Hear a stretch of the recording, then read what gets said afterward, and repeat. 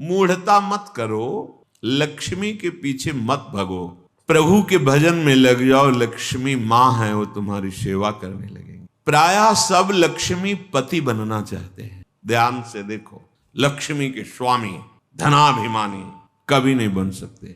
लक्ष्मी जी ने किसी का वर्ण ही नहीं किया।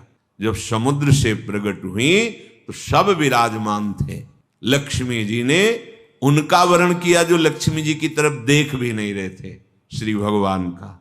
लक्ष्मी मां है, जगत माता है। मूढ़ता इसीलिए कहा है कुत्र विमूढ़या सिरे, ए विमूढ़, मूढ़ता छोड़, मां को तू कैसी भावना से देख रहा है। सब लक्ष्मीपति बनना चाहते हैं। अरे लक्ष्मीपति है वो तो केवल श्री हरि है, दूसरा नहीं। लक्ष्मी के स्वामी केवल भगवान श्री हरि हैं। भगवान के ना चाहने पर भी उन्होंने भगवान का ही वर्ण किया। आप दासत्व स्वीकार करके प्रभु का जब भजन करेंगे तो लक्ष्मी मां है, आप उनके पुत्र हैं, वो भरपूर आपको जो कुछ चाहिए वो सब दे देंगे। बात मानो, समझो। मायापति है श्री कृष्ण, वो आप मायापति बनना चाहते हैं, थप्पड़े मारेंगी। गलत दृष्टि रखता है। हम सब आकांक्षा करते हैं कि लक्ष्मीपति बने। देखो अंदर से देखो, किसी कोई भाव आता है कि लक्ष्मी तो प्रभु की प्रिया है, प्रभु की प्रिय है, पत्नी है। अगर हम प्रभु का भजन करेंगे तो माता हम पर कृपा करेंगे, पर हम माता नहीं मानते और जानते हैं कि माता की तरह भरण पोषण लक्ष्मी जी के ही द्वारा हो रहा है, उन्हीं का वैभव। तो आप स्वामी मत बनिए, मूढ़ता त्यागिए। अगर आप लक्ष्मी के पीछे भागते हैं स्वामी बनने के लिए तो दंड ही मिलेगा। वैसे माता जी की पर्सनल सवारी जो है लक्ष्मी जी की, वो जानते हो क्या है? उल्लू। मतलब जो सार था वो मिला नहीं, असार में भटकते रहे। जब तुम ऐसा कुछ करोगे, अगर वो अकेले आए भी ना तो उल्लू बना देंगे। उल्लू बनाना जानते हो? उल्लू का दिन में प्रकाश में नेत्र काम नहीं करता है, अंधेरे में काम करता है। अर्थात जो लक्ष्मी को केवल स्वीकार करता है, आराधना की है, तो लक्ष्मी जी उसके दिमाग, क्योंकि आएंगे तो ना उसमें सवार होके, अब उसके दिमाग में ज्ञान के प्रकाश के लिए नेत्र नहीं रह जाएंगे। अज्ञान अंधकार में उसका काम करेगी बुद्धि। क्या ये भोग लूं, ये ऐसा करूं, अभिमान बढ़ाने वाला, वासना बढ़ाने वाला, दुर्गति में पहुंचाने वाला कार्य प्रारंभ हो जाएगा। विविध प्रकार के दोष प्रकट हो जाए। नारायण को बुलाओ, प्रभु माता जी सहित पद। तो जानते हो क्या, अलग अलग सवारी में नहीं आती, फिर एक सवारी में आती। कौन? गरुण जी में। गरुण जी में भगवान नारायण और लक्ष्मी। गरुण जी जिनके पंखों से वेद स्तुति हो रही, अर्थात दिव्य ज्ञान विज्ञान संपन्न और समस्त ऐश्वर्य भोग आपके पीछे डोलेंगे। ऐसा नहीं कि भक्त केवल भिखारी ही होता है। देखो अम्बरीश जी महाराज बड़े बड़े ऐसे महाभागवत हुए, दिव्य वैभव संपन्न और भगवान की अपार भक्ति में डूबे हुए। श्रीपाद करे विमूढ़ता, अर्थात मूढ़ता का त्याग करो और सर्वाधीश्वर युगल सरकार के चरणों का चिंतन करो। बेलवन में लक्ष्मी जी आज भी विराजमान होकर तप परायण है कि कभी किशोरी जी का आदेश आ जाए सेवा के लिए तो हम कृतार्थ हो जाए। वृंदावन में नहीं, बाहर यमुना की पल्ली पर विराजमान है। और इसलिए विराजमान है कि कभी लाडली जो इशारा कर दे किसी के प्रति, वो मुझे सेवा मिलेगी। विहाय वृंदावन मिंदिरादि भी सुदुर्लभम कुत्र विमूढ़याश्रय। आशा छोड़ो तुम और न किसी से, हमारे लाडली लाल के चरणों का आश्रय लो। तो कह रहे हैं परम सुदुर्लभाश्चात्र मिलंति भक्तया, परम दुर्लभ प्रेम भक्ति भी मिलेगी और ऐश्वर्य भी मिलेगा। ये जब आप प्रिया प्रीतम के चरणों का आश्रय लिए वृंदावनाधीश्वर श्यामा श्याम का भजन कर रहे, तो क्या नहीं मिल जाएगा आपको। बड़े सद्गुण हैं, पर भगवत चरणारविंद की शरणागति नहीं, भजन नहीं, क्या होगा इससे? ये तो बाहरी सद्गुण है, इससे क्या होगा? अगर प्रभु के चरणों का आश्रय नहीं तो ये बाहरी सद्गुण भगवत प्राप्ति थोड़ी करा सकते हैं। और मनुष्य जीवन का चरम और परम लाभ भगवत प्राप्ति है। रूप विभवई, बड़े रूपवान हो, देह भाव से अपने रूप को देखकर गर्व करते हो कि मैं बड़ा सुंदर हूं। कितने दिन टिकेगी ये सुंदरता? दुर्गति ही करवाएगी, क्योंकि देह भाव से सुंदरता का आरोप मैं में कर लेने से भोगों की प्रियता बढ़ती है। भोगों की प्रियता दुर्गति का कारण है, बुद्धि का भ्रष्ट हो जाना है, सत्य वस्तु से पतित हो जाना है। तो किम रूपै, बड़े रूपवान हो उससे क्या होगा? बार बार दर्पण में अपने रूप को देखकर गर्व करोगे और विषय प्रियता बढ़ेगी। श्रीपाद कह रहे हैं किम दानम, आप बड़े धनी हो, आपको गर्व है कि मैं गरीबों को देता हूं या किसी को भी देता हूं, इसे क्या होगा? तुम्हारा अभिमान पुष्ट होगा, तुम्हें जो पुण्य का है वो और लाभ मिलेगा, 1 की जगह 1 लाख दे देगा। इतने में तुम अभिमान से युक्त हो, और बढ़ जाएगा तो और अभिमान बढ़ेगा, तो होगा क्या? दुर्गति। क्या होगा? सोचो, जिनका कोई अपराध नहीं था, बराबर गौदान करना, स्वर्ण से खूण मढ़वा कर, सींग मढ़वा कर दक्षिणा देना, घर दान करना, दान में ही लगे रहते थे महाराज नृग। चूक हो गई, जो ब्राह्मण दान नहीं लेता था उसकी गाय आ गई गौशाला में, उनको क्या पता, उन्होंने किसी ब्राह्मण को दान कर दिया। जिसने दान लिया वो लेके जा रहा था, जिसकी गाय थी वो कभी दान लेता नहीं था। उसने कहा ये तो गाय मेरी है, बोले नहीं ये तो मेरी है क्योंकि अभी महाराज नृग ने दिया है, चलो महाराज के। वहां गए, उसने कहा महाराज आपने गाय हमें दी? हाँ दी। उसने कहा महाराज फिर ये गाय मेरी है, ये आपकी नहीं है, आप हमारी गाय वापस करें। तो उनका तुम्हें 1 करोड़ गाय देंगे। जो गाय का असली मालिक था उसे कहा इसको छोड़ दो तुम, क्योंकि अब हमने दान दे दिया। उसने कहा मैंने कभी दान ही नहीं लिया तो क्यों स्वीकार करूं, मुझे अपनी गाय चाहिए। जिसने दान लिया था उसने कहा बस मुझे तो यही गाय है, अगर ये नहीं दोगे तो। इतनी बात का ये दंड मिला कि द्वारिका के कुएं में वो गिरगिट बनकर पड़े थे, पर कृपा ये हुई कि अपराध था नहीं पूर्ण रूप से। वो राजा है, वो क्या गौ सेवक थोड़ी हो कि गौशाला में पहचानते हो कौन मेरी गाय कौन तेरी गाय। आ गई, दान कर दिया, तो फिर भगवान अपनी तरफ से हेतु की कृपा करके उनका कल्याण किया, पर बने गिरगिटी। विचार करके देखो, इतना बड़ा दान अगर भगवान हेतु की कृपा न करते तो क्या बने हुए पड़े थे। तो किम दानम, अहंकार करके कि मैंने इतना रुपया दान किया, इतनी वस्तु दी, वो आपको मुक्त नहीं कर सकता। और वही वस्तु, हे प्रभु आपके द्वारा दी हुई वस्तु दैन्य भाव से आपको समर्पित करते हैं, हो गया, ये भगवत प्राप्ति का कारण बन जाएगा। किसी को भी जब कोई कभी सेवा करे, दान भावना ना रखे, मेरी वस्तु नहीं है भी नहीं, वास्तविक मेरे प्रभु ने दी है, प्रभु की दी हुई वस्तु से प्रभु स्वरूप सामने आए हुए को जो हम सेवा कर रहे हैं, रिझा रहे हैं, उसका फल हो मेरे गोविंद मेरे पर प्रसन्न हो। त्वदीयं वस्तु गोविंदम तुभ्यमेव समर्पये। हे प्रभु आपकी दी हुई वस्तु आपको, ये दान नहीं, ये भगवत प्राप्ति का हेतु है, ये सेवा है।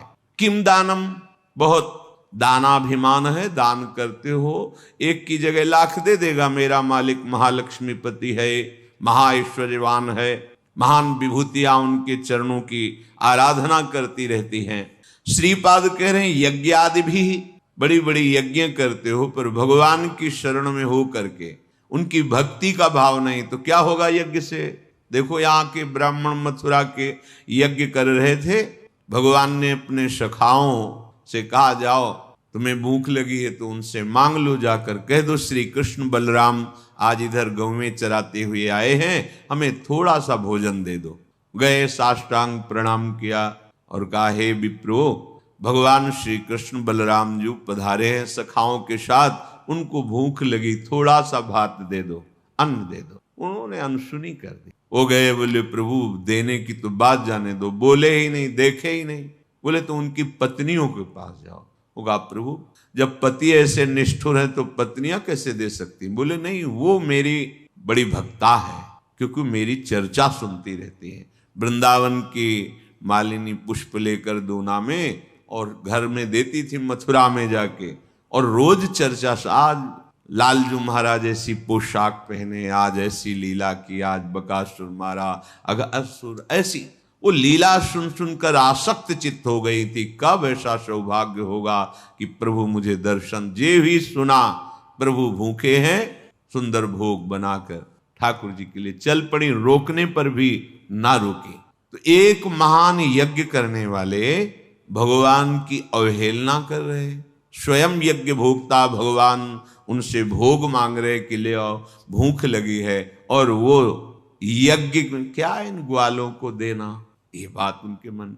तो यज्ञ का फल क्या हुआ? यज्ञ का फल है प्रभु को तुष्ट कर लेना, प्रभु को प्रसन्न कर लेना। क्या मिला यज्ञ आदि भी? अगर भगवान की शरणागति नहीं, भगवान की भक्ति नहीं, तो यज्ञ से क्या होगा? श्रीपाद कह रहे किम विख्याति सतैह, तुम्हारा शास्त्रों लोग, सैकड़ों लोग, लाखों लोग यश गान करते हैं, बड़े प्रतापी हो, बड़ी महिमा है, बड़े पदवान हो। कितने दिन टिकेगा ये पद? कितने दिन तुम्हारा शरीर टिकेगा? परिवर्तनशील संसार है, छूटेगा पद, शरीर भी छूटेगा और लोगों की बुद्धि भी परिवर्तित हो जाएगी। बराबर यश बना ही नहीं रहता, ये माइक है, ये सत्य सच्चिदानंद नहीं है, वाहवाही 4 दिन की चांदनी है, इसका कोई महत्व तो नहीं। जो इसके महत्व में फंस गया वो भगवत महत्व को खो देता है। श्रीपाद कह रहे क्या होगा तुम्हारा? बहुत लोग यश करेंगे और तुम उसको सुनोगे, अहंकार पुष्ट होगा। होगा क्या इससे? श्रीपाद कह रहे किमुग्र तपस्या किम, बहुत तुमने उग्र तपस्या की और भगवान के चरणों की भक्ति नहीं, तो क्या? देखो हिरण्यकश्यप ने ऐसी उग्र तपस्या की कि ब्रह्मा जी को आश्चर्य हो गया। दिव्य दृष्टि से देखा तब दिखाई पड़ा कि जहां वो तपस्या कर रहा था वहां दीमक का पिंड हो गया, उसके ऊपर कुछ घास आस जग गई थी। हिरण्यकश्यप दिखाई नहीं दे रहा था, कमंडल का दिव्य जल डाला तब वो प्रकाशित हुआ। ऐसी उग्र तपस्या करने वाला भगवद विरोधी क्या हुआ? बड़े बड़े महर्षि जन तपस्या के द्वारा जिन प्रभु के चरणारविंद का दासत्व प्राप्त करना चाहते हैं, वो तपस्या सार्थक हुई। केवल तप का अभिमान बढ़ा, तो ऐसी उग्र तपस्या से भी क्या? देखो कोई अपराध अम्बरीश जी ने नहीं किया, तपस्या का थोड़ा सा भाव होने के कारण कि मैं महान तपस्वी, कृत्या पैदा कर दी। ऐसे निर्मल भक्त को दंड देने के लिए उतावले हो गए दुर्वासा जी। परिणाम सब सुनते हैं, क्या होगा? श्रीपाद कह रहे न्यास योगादि भी बहुत आपको ज्ञान है, करन्यास, ये न्यास योग, लेकिन प्रभु के चरणों में प्रेम नहीं तो क्या? 1400 वर्ष अपनी मृत्यु पर विजय प्राप्त करके योग के द्वारा जीवित थे चांगदेव। बड़ा प्रभाव, सिंह पर बैठकर सांप की चाबुक लेकर ज्ञानदेव जी महाराज को अपना प्रभाव दिखाना चाहते थे। क्या हुआ? एक भगवत प्रेमी महात्मा के सामने सब योग सिद्धि निष्फल हुई, शरणागत हुए, शिष्य बने कि अभी तक तो मेरा जीवन व्यर्थ ही गया। योग का प्रभाव है प्रभु के प्रेम में डूब जाना, प्रभु के चिंतन में डूब जाना। योग की सार्थकता है आत्मस्वरूप, परमात्मा स्वरूप भगवत चरणारविंद की प्रीति होना। कोई भगवान शंकर से भी बढ़कर योगी है क्या? 88,000 वर्ष की समाधि एक बार में लगती है। शंकर सहज स्वरूप सम्हारा, लाग समाधि अखंड पारा। ऐसे योगिंद्रों मुनिंद्रों के गुरु देवाधिदेव महादेव जिनके चरित्र का गायन करते हैं, जिनके चरणामृत को अपने मस्तक पर धारण करते हैं, जिनका नाम, जिनकी लीला भूमियों में विचरण करते हैं, लीला चरित्र में आसक्त हैं, यह है योग का फल। श्रीपाद कह रहे किम तत्वानुभवेन, यदि आप भजन परायण नहीं हैं तो आपका तत्व ज्ञान भी किस काम का? देखो ये बहुत सूक्ष्म विषय, क्योंकि तत्व ज्ञानी महापुरुष हैं, ऐसा नहीं कि इनको तत्व का ज्ञान नहीं है। परम तत्व ज्ञानी शनकादि हरिशरणम, जब तक आप समझोगे नहीं तब तक तर्क उठ जाएगा। कोई भी महात्मा अभी तक जहां दर्शन हुआ, सब भगवान नाम उच्चारण करने वाले। ओम भी तो हमारे भगवान का नाम है। सन्यासी जन जब परस्पर मिलते हैं तो ओम हरि, ओम हरि, स्वामी जी ओम हरि, ये क्या है? हमारे भगवान का ही नाम प्रणव ओम है, उन्हीं का नाम हरि है। और जब किसी भी वीतराग सन्यासी को प्रणाम किया जाता है तो शिक्षा दी जाती है कि ये उच्चारण करके प्रणाम करो, ओम नमो नारायणाय।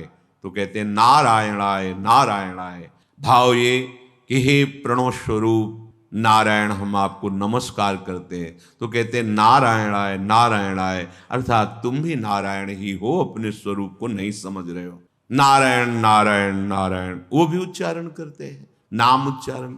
कोई ऐसा आज तक नहीं मिला जो नाम रहित सिद्ध हुआ हो, नाम जप नहीं है और वो सिद्ध हुआ हो, ऐसा कोई नहीं देखा। पास में ही बड़े महापुरुष थे, जब उनको प्रणाम करते, ज्ञानी महापुरुष, सच्चिदानंद भगवान की जय, यही बोलते, सच्चिदानंद भगवान की जय। बड़े सरल पूज्य स्वामी श्री सत्संगानंद जी महाराज, जब उनको राम राम बच्चा, राम राम राम, एकदम बाल मूर्ति, महान सिद्ध ज्ञान से, और बोलते राम राम बच्चा, राम राम। बड़े बड़े महापुरुषों को देखा। ये बुद्धि की छोटी धरा में तर्क वितर्क निंदा स्तुति कोई माननीय विषय थोड़ी है, जो त्रिगुणात्मिका माया के द्वारा मोहित हुए जन है, इनकी कोई बात सुनने लायक थोड़ी है। बात सुनने लायक, समझने लायक जो मायातीत अवस्था को प्राप्त महापुरुष हैं उनकी है। तो श्रीपाद किम तत्वानुभवेन, यदि आपका भजन नहीं बन रहा है, किम तत्वानुभवेन विष्णु भजन, प्रभु का भजन नहीं हो रहा, प्रभु के नाम में नहीं डूबे हो, क्या पूज्यपाद उड़िया बाबा जहां बैठते वहां भगवत चर्चा शुरू करवा देते। भागवत हो रही है, कोई ग्रंथ हो रहा है, बैठे आश्रम में चर्चा हो रही प्रभु की। सनकादि के लिए आया, आशा बसन व्यसन याति नहीं, रघुपति चरित होए तहां सुने। आजकल पता नहीं कौन सा ज्ञान हो रहा है कि भगवान से विरोध, भगवान के नाम रूप लीला धाम की वृत्ति ना स्वीकार करना, यही ज्ञान माना जा रहा है। कौन भगवान, कैसा भगवान, बातें अज्ञानी जैसी, और माना जाता है अपने को ज्ञानी। कौन ऐसा अज्ञानी है जो भगवान के अवतार के समय उनके दरवाजे पर जाकर के घुटने न टेके हों, दर्शन न किया हो? कौन ऐसा ज्ञानी? इतने दर्शन के लिए विकल है सनकादि की जय विजय, ऐसे ही स्वाभाविक रोक दिया तो असहनीय हो गया, रोकना असहनीय हो गया। एक क्षण के लिए भी इतनी व्याकुलता है कि रुकना संभव नहीं। मैं अपने प्रभु का दर्शन करने जा रहा हूं, क्यों रोक दिया? किम तत्वानुभवेन विष्णु भजन, यदि प्रभु का भजन नहीं है, प्रभु का चिंतन नहीं है, प्रभु के प्रेम में नहीं डूबे हो, तो वो तत्व ज्ञान भी किस काम का? देखो, तत्व ज्ञान नानात्व को मिटाता है, पर जिस सत्य को जाना उसका चिंतन आवश्यक। आत्मज्ञान होना कठिन है, पर आत्मज्ञान हो सकता है, पर आत्मरति होना, पूज्यपाद श्री उड़िया बाबा जी महाराज के वचन, आत्मरति होना, आत्मावान आत्मरति आत्म क्रीड़ा परायण, वो आत्मा में ही तृप्त रहता। ये रति निरंतर अपने स्वरूप का चिंतन। हमारे प्रभु है, आत्मा है, हमारी आत्मा हरिवंश। किम तस्य वात्यद्भुते, तुमने बहुत वाणी में प्रवीणता प्राप्त कर ली, उसे क्या होगा? बहुत अद्भुत प्रभाव है आपका, उसे होगा क्या? अगर चित्त प्रभु के प्रेम में नहीं डूबा तो ये सब क्या है? वाग विलास मात्र। बड़े आश्चर्य हमें लगा जब भगवान श्री सुखदेव जी पूरी भागवत सुनाने के बाद एक शब्द कहा कि परीक्षित, ये सब वाणी का विलास मात्र। एक बार एकदम सावधान की, ये शब्द कहां से निकला? परमहंस जी के हृदय में ये शब्द क्यों निकला? क्योंकि इसमें तो सब चरित्र है, उनका चरित्र, उनका चरित्र, उनका उनका उनका ऐसे विविध चरित्रों का। बोले वाणी को पावन करने के लिए क्यों? एक ही है, विविध नहीं है। भाव था कि एक ही है। परीक्षित, बेटा तुम्हें कोई भय है? सुखदेव जी पूछ रहे। बोले नहीं गुरुदेव। ब्रह्म स्वरूप बेटा परीक्षित, तुम्हें कोई भय है? बोले नहीं गुरुदेव। एक तक्षक क्या करोड़ों रूप मृत्यु का साक्षात कराल रूप धारण करके आ जाए तो अब आपकी कृपा से मुझे कोई भय नहीं रह गया मृत्यु का। ये अगर तत्व ज्ञान हुआ और भजन नहीं, देखो कैसा प्रेम है श्री शुकाचार्य जी को भगवान श्री कृष्ण की लीला से, रूप से, उनके नाम से। यो वृंदावन ईश मोहन रसे प्यासीन सर्वस्वधी, ये वृंदावन के मोहन युगल सरकार श्यामा श्याम। यदि इनके नाम में प्रेम नहीं, इनके चरणों में प्रेम नहीं, इनकी लीला में प्रेम नहीं, इनका तुम्हारे हृदय में अपनापन जागृत नहीं हुआ तो क्या विद्या, क्या शील, क्या कुल, क्या रूप, क्या वैभव, क्या दान, क्या यज्ञ, क्या यश, क्या तपस्या, क्या न्यास, क्या योग, क्या तत्वानुभव, क्या बहुत वाणी का विलास, क्या? सबका एक सार बात है, सब साधन कर, यह फल सुंदर, प्रभु पद पंकज प्रीति निरंतर।